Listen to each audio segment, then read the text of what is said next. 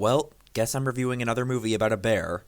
Cocaine Bear managed to come up with a title that would grab people's attention. That's about the biggest compliment I can give it.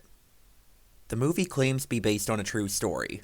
About 90% of the time, when a movie claims to be based on a true story, the true story boils down to some people died somewhere, and everything else was made up.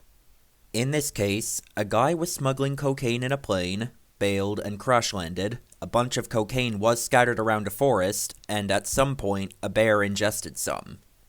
In the real story, the bear simply died of an overdose, and no human came across it until 4 months after the incident.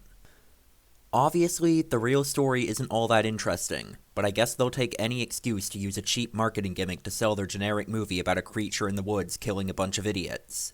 It really is just grisly rage with admittedly higher production value. That's a pretty low bar to clear, I might add, because it's still pretty poorly made. The bear didn't really have that much of a presence. It usually looked pretty uncanny valley, and it scarcely had any on-screen interaction with anything that wasn't another effect. The pacing and editing of the movie was all over the place as well. For some reason there were like 15 different characters who all had their own subplots going on, and the movie just had no idea when to cut between them. Sometimes there were entire scenes and sequences that felt like they're in the complete wrong place in the movie.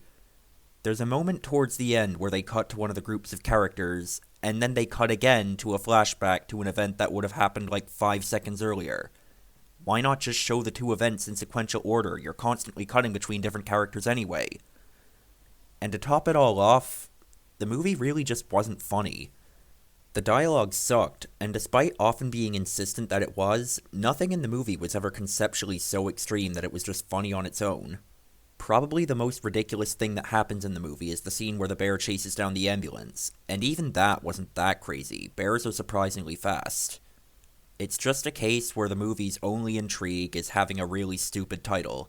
The movie itself has very little going for it. For better, or even for worse, it wasn't laughably bad for the most part, it was just dull.